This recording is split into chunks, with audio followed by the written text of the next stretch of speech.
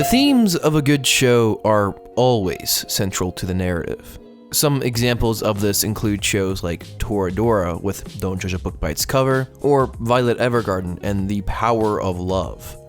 You can also see when they fail, like in the newer show Darling in the Franxx, with the question of what makes us human, where the answer is apparently nothing profound, but instead not being a fucking alien. Don't even get me started on this shipwreck of a show. Seriously, what happened? My Hero Academia is a show that has held on strong to most of its themes and beliefs, but today I want to use that as an excuse to talk about an idea that's been bothering me for quite some time. You see, one of my hobbies is trying to pick up where the narrative is going and see if I can predict what will happen. It's better known as theory crafting, but I'm not calling it a theory because my homeboy Duo is the Anime Theory channel, which you should totally go check him out once you have some free time. Just not right now though. You see, one of the main themes of My Hero Academia is this idea of duality. For every Midoriya, there's a Shigaraki. For every Todoroki, there's a Dabi. And of course, for every One For All user, there is All For One. My Hero Academia has explored this theme for the entirety of its runtime, and so far, it's been one of my favorites to see change. Originally, this duality was black and white. Midoriya wants to be a hero because he's this perfect cinnamon roll main character and just wants to help people, while Shigaraki is this plain evil character who just wants to be evil because daddy said so. Yes, feel free to use that in any context you please. But as the show goes on, the two sides of the same coin reference becomes more apparent and the original lines become blurred. Examples of this is Midoriya ignoring his mother's feelings in order to obtain his own goals, while learning that Shigaraki's lineage is from the previous One For All user. So, my theory is that the show will continue to blur these lines between heroes and villains, finally revealing that the quirk All For One and One For All are actually the same quirk. So, let me lay out my evidence.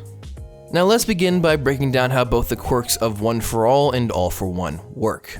One For All is a pretty basic power-up quirk. It's very specifically described as being capable of storing energy and releasing it in the form of physical attacks. Granted, there is one caveat. It has the unique ability of being passed down from one person to the next, giving it ample time between generations to become stronger and stronger, eventually getting to Deku, who is the 9th generation of this quirk. As for the quirk All For One, we know a lot less. First and foremost, the All For One quirk is a storage style quirk similar to One For All, but instead of storing energy, it stores people's quirks. It's clear that All For One has the ability to steal quirks, but it's never elaborated on as to whether his ability to give other people quirks is part of All For One or a separate quirk attained through All For One. Secondly, let's look at the lore behind these two quirks. All For One created One For All. In the show, we hear that All For One pitied his quirkless brother, thus he decided to give him a quirk through All For One. Yet, little did he know, his brother already had a quirk. A formerly completely useless quirk that allows him to pass on his own quirk to the next generation. Thus, when All For One gave him this new quirk, the brother's two quirks combined into what we now know as the ability One For All. So, I'm gonna ask a pretty important question that I haven't seen brought up. Why would All For One give his brother such a powerful quirk? Well, I think that is a question that we've actually learned the answer to slowly through the previous arc. Oh, by the way, that's the Rescue Bakugo arc for anyone who is watching this in the future.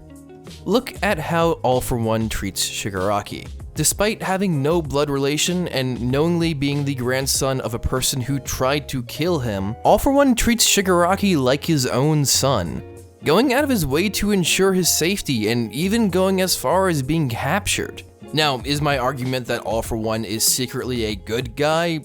Hell no. The dude is a sociopath, there is no denying that. But here's my point. Despite all of this, he has some weirdly compassionate moments with those he considers to be close to him.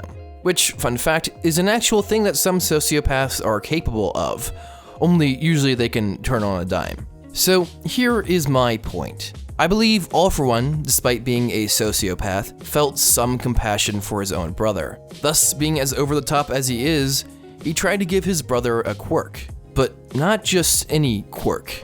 Half of his own quirk. All For One. Let me explain. My theory is that the original quirk for All For One was merely an absorption quirk, the ability to absorb energy and other people's quirks. Thus, once All For One tried to give his brother half of his quirk, he ended up only giving him the half of the quirk that absorbed energy. But the connections don't even end there. One of the things that is explicitly brought up throughout the show is how Nomu are created. Normal humans can't handle more than one quirk. So if All For One had given his brother an entire additional quirk, he would have most likely not been able to handle it and turned into a Nomu. My theory is that since All For One was attempting to give his brother only half of a quirk, this heightened the chances of his brother surviving, on top of giving the 1.5 quirks time to merge and become one, although be it unintentionally. This helps explain why this is the only known occasion of 2 quirks not turning their user into a big brain zombie, and why I believe All For One and One For All are quite literally the 2 sides of the same coin. Hey guys, Anime Expo is this upcoming week and I am so excited. This is gonna be my cosplay, so if you see me running around, feel free to flag me down. That rhymed, I didn't mean for that to happen. If you like this video, please consider subscribing. I make content on this channel weekly and it's all anime related. A huge shout out to all of my patrons, you guys are my heroes. Speaking of which, if you're interested in seeing how I edit, chatting with me, or simply supporting the channel, I run a $1 a month Patreon to make that as easy as possible. Make sure you guys share, like, comment, and subscribe. This is Man Matt. Make sure you guys say, man, go watch that goddamned anime.